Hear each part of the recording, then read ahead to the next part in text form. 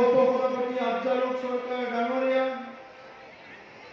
আমাৰ দলৰ কেন্দ্ৰীয় বিষয়ববীয়াসকল, মহিলা শাখাৰ সভানেত্ৰী প্ৰতিভা ব্ৰহ্ম ডাঙৰীয়ানী, ইউথ শাখাৰ প্ৰেচিডেণ্ট ডক্টৰ নীলোৎ চৌধুৰী ডাঙৰীয়া, মাইনৰিটি সেলৰ প্ৰেচিডেণ্ট ইউছুফ আলী ডাঙৰীয়া প্ৰমুখে আমাৰ দলৰ সকলো শাখাৰ সভাপতি, সম্পাদক আৰু বিষয়ববীয়াসকল, আজিৰ এই সভাত উপস্থিত আমাৰ বৰ্তমান চৰকাৰৰ সিনিয়ৰ মোষ্ট এজন MCLA হিচাপে আমাক সদায় মাৰ্গদৰ্শন কৰা, আমাক সদায় উৎসাহিত কৰা আমাৰ MCLA প্ৰদীপ ভাই ডাঙৰীয়া, যুৱ MCLA সজল সিংহ ডাঙৰীয়া, আমাৰ দলৰ EM আৰু MCLA সকল, সিদ্ধি সমষ্টিৰ বিধায়ক ডাঙৰীয়া প্ৰমুখে আজিৰ এই সভাত উপস্থিত বিভিন্ন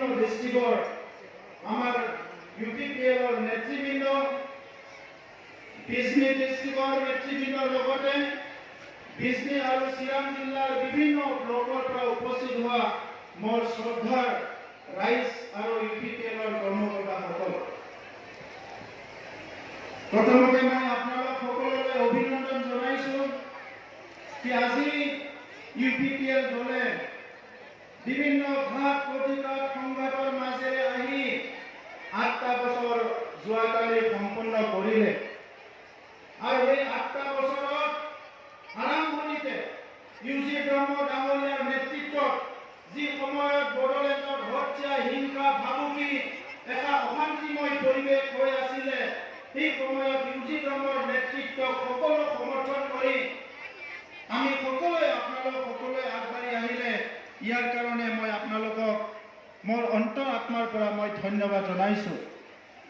মানগোনাং ৰাইজोफोर थांनाय 8 बोसोराव UG ब्रह्म बिथांनि दैदेननायाव UPPL हान्जाया 2015 मायथाइयाव जोनोम जानायनि उनाव बै समनि गाज्रि थासारिनि गेजेरजोंनो बै समनि सिगि सिथ' गणतान्त्रिक माखासे हाबाफारि, बै समनि सरकार सालायग्राफोरनि दमन नीति, बे गासैखौबो नेवसिनानै मोजां मोनसे थांखिजों, मोजां मोनसे नोजोरजों इयुनाव जोंनि हारि माहारिखौ जौगाहोनायनि थांखिजों UG ब्रह्म बिथांनि दैदेननायाव जोङो 8 बोसोर कमप्लिट खालामबाय। बे 8 बोसोराव बड'लेण्ड ओनसोलनि गासिबो जोंनि बर' आइ आफा रायजो राजाफोर, गुबुन गुबुन हारि माहारिनि रायजो राजाफोर बयबो मदद खालामनानै दिनै बे जाफुंसार 8 बोसोराव बड'लेण्ड ओनसोलखौ सोलायनो हानाय मोनसे थासारि लाबोनायनि थाखाय आं नोंथांमोननो रोजा रोजा साबायखर बावहरबाय। मानोना रायजोफोर दिनैनिफ्राय बारा गोबाव नङा, 5 बोसोर सिगां सिंजाय नायहरबानो नुगोन बै समनि बड'लेण्डनि थासारिया माबायदिमोन। अराय सम दादागिरि, सिगि सिग' खालामनाय, जौ जुवा, बुलायलायनाय, सोबख'नाय, थगायनाय, नासयनाय, गावबा गावनि गेजेराव गादबलायनाय मोनसे राजखान्थिनि थासारि दङमोन। नंगौना नङा रायजोफोर? दा बे थासारिया दिनै सोलायबाय आरो बे सोलायनायनि गुदियावनो जाबाय UPPL हान्जानि मोनसे इयुन नोजोर गोनां राजखान्थि, बेनि गेजेरजों दिनै सोलायनाया फैबाय आरो बे सोलायनायखौ गोजोन खालामनानै लाखिनो हायोब्ला जोंनि बड'फा उपेन्द्रनाथ ब्रह्मआ जि सिमांखौ नुदोंमोन, बुहुमाव जोंनि माहारिखौ गेरेमसा हारि एबा गेदेमा माहारि महरै गायसननाय, बियो बारा गोजान गैला रायजोफोर। 17 बोसोर हाग्रामा महिलानि दैदेननायाव BPFनि सरकार, जेराव सोलोंथाइनि फारसे जेबो सिन्था गैयामोन, हारिमुनि फारसे जेबो साननाय गैयामोन, गेलेमुनि फारसे जेबो साननाय गैयामोन, लाइमोनफोरनि फारसे जेबो साननाय गैयामोन, आबादारिनि फारसे जेबो साननाय गैयामोन, आइ आफा रायजो राजा आइजोफोरनि फारसे जेबो साननाय गैयामोन। आरो दिनै UG ब्रह्म बिथांनि नोजोर, रोंगोरा नार्जारी बिथांनि नोजोर, गोविन्द बसुमतारी बिथांनि नोजोर, जोंनि माखासे हारियाव गोलाव सम सेक्रिफाइस खालामबोनाय माखासे दैदेनगिरिफोरनि नोजोरजों बड'लेण्ड हालामा सोलायनायनिफ्राय सोलायनो हमबाय। बारा गोबावनि बाथ्रा नङा, मैया नोंथांमोना नुनो मोनदों भारतनि रक्षा मन्त्रिया फैनानै क'क्राझाराव जोंनि ओनसोलखौ, जोंनि माहारिखौ, जोंनि मानसिफोरखौ बाख्नायनानै बेसेबां मोजां बिबुंथि होलांदों। नाथाय दिनैनिफ्राय 3-4 बोसोर सिगाङाव बेबायदि बाथ्रा बुंनायनि थासारि गैयामोन मानगोनां रायजो राजा नोंथांमोन। दा ओंखायनो दिनैनि समा गावजों गाव थगायलायनायनि नङा, फोथायलायनायनि। दाबो दिनै सम सम बिथांमोना बायदिसिना प्रग्राम खालामनानै ओंखारनानै रायजो राजाफोरखौ थगायनो नागिरो। UPPLआ जातिखौ फानबाय, प्रमद बर'आ जातिखौ फानबाय, रायजोखौ थगायबाय, बायदिसिना खोथा बुंनो नागिरो।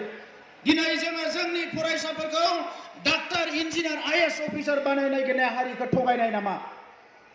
दिनै जोंनि लाइमोनफोरा नेशनेल इन्टारनेशनेल लेभेलनि फुटबल गेलेनो मोननाया जातिखौ थगायनाय नामा? जोंनि हारि, जोंनि ओनसोलाव दिनै अराय समनि थाखाय गोजोन थासारि फैनाय हारिखौ थगायनाय नामा? बर' बिजोंनि फरायसाफ्रा दिनै मोजां गुन गोनां सोलोंथाइ मोननायनि थासारि फैनाया बियो जातिखौ थगायनाय नामा? बर' गोरोबथाखौ मोनसेनि उनाव मोनसे जाफुंसार होनो नाजानाया बियो जातिखौ थगायनाय नामा? दा मानगोनां रायजोफोर, मोनसे सम दङमोन थगाय थसिनि राजखान्थि खालामोमोन। जों बायदि मानसिया जोंहा हारिखौ थगायनायनि गोहोबो गैया, मोनथायबो गैया, जों बेखौ मोजाङै मिथिगौ। मानोना बर' हारिया 5,000निख्रुइ बांसिन सुबुंनि जिउ गारनानैसो दिनैनि थासारियाव फैनो हादों। दा बिनि थाखायनो मानगोनां रायजोफोर, सुजित नार्जारिनि मुङाव, जोंनि हारिनि बयनिख्रुइबो गिबिसिन मुंख्लं सुजित नार्जारिनि मुङाव दिनै BTCनि 40टा समस्तियाव सुजित नार्जारि अडिट'रियाम लुनो नागिरदों जोङो। बेखौ हाग्रामा मोना लुवाखैमोन, बेखौ जों लुनो नागिरदों।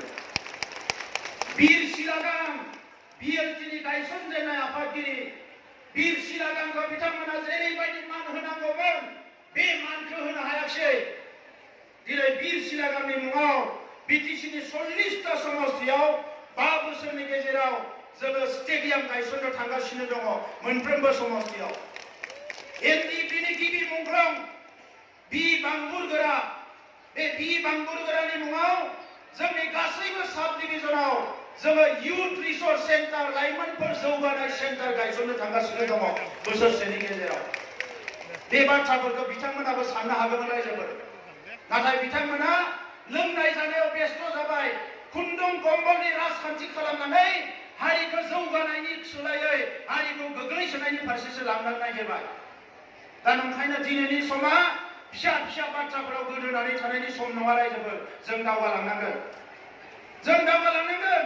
मालाया दावगालांनो हायोबा जों मानो दावगालांनो हाया? जोंहा मा गैया? दिनै जोंनि हारिया मेलेम दङ, गोहो दङ, साहस दङ, गासैखौबो मावनो हानाय गोहो दङ। अनजिमा एसे खम जाबा मालाय मा जानो? अनजिमाजों खोथा गैया रायजोफोर। गोहो नांगोन, साननो हानाय मेलेम नांगोन, साहस नांगोन आरो कनफिडेन्स नांगोन। कनफिडेन्सजोंनो जोङो दिनै दावगाबोगासिनो दङ हारिया। दा ओंखायनो दिनै फिसा फिसौ बाथ्राफोरखौ लानानै गोनो गोथो जानांगौ जेबो गैया। अकल पलिटिक्सनि थाखाय सोरनि खाथियाव आथिं हमा। दिनै नायदो रायजोफोर माबायदि अबस्थायाव दङ। बे हारिया गावनि आथिङाव गसंबोदों गोदो गोदायनिफ्रायनो। दिनै सरकार सालायनायनि मुङाव, राजखान्थि खालामनायनि मुङाव हारिखौ जोङो मालाबाबो मालायनि सिङाव लांनो हाया। जोंखौ बिथांमोना बानसावो मालायनि सिङाव थांबाय होननानै। नाथाय बिथांमोना दिनै उनथिंजाय नायहर, गावसोरनि राजखान्थि जिबनाव 100 बार मालायनि आथिं खुलुमनानै फैग्रोबाय बिथांमोना।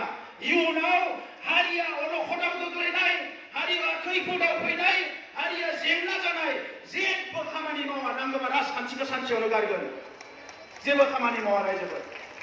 दा ओंखायनो दिनै जोङो गोख्रोङै गसंनांगोन। मोनसे समाव जोहोलावफ्रा दावहा नांबाय सिलाय लानानै, राजा लामायाव रायजोफ्रा ओंखारबाय, सान्दुं अखा खामजाबाय, गुलि जाबाय। दिनै राजखान्थिखौ जोङो मेलेम बाहायनानै गोख्रोङै राजखान्थि मावनांगोन आरो हारिखौ फारफ्रोमबो बिथिंनिफ्राय जौगाहोनांगोन। बेसो जोंनि दिनैनि समनि समायखिरा जानांगोन। दा ओंखायनो आङो जोंनि दोलोनि साफ्रोमबो दैदेनगिरिफोरखौ आं खावलायो, सोरबा सोबख'नायाव दिनै बाहागो लानो नागिरदोंब्ला, जोंनि आइ आफाफोरखौ सोरबा जुदि राजखान्थिनि नामाव थगायनो नागिरदोंब्ला, बिखौ किन्तु मोजां जानाय नङा बिखौ बयबो दिनैनिफ्राय क्लियार जाखा आं गावनि लोगोब्लाबो गावनि हानजानिब्लाबो बयखौबो खावलायो बेसेबांबा खस्थ' खालामनानै फैनाय आइ आफा रायजो राजाफोरखौ सिबि बिथांमोनखौ जोथोन ला नाथाय बिथांमोनखौ अलखदाव गोग्लैनो जाहाथे जेबो खामानि मावा आं गासैखौबो खावलायो So the rise ইতিমধ্যে আমার অজয় রয় ডাঙরিয়া অতুল বরা ডাঙরিয়া ইউসি ব্রহ্ম ডাঙরিয়ায় বহুত ভাল ভাষণ কৈ গ'ল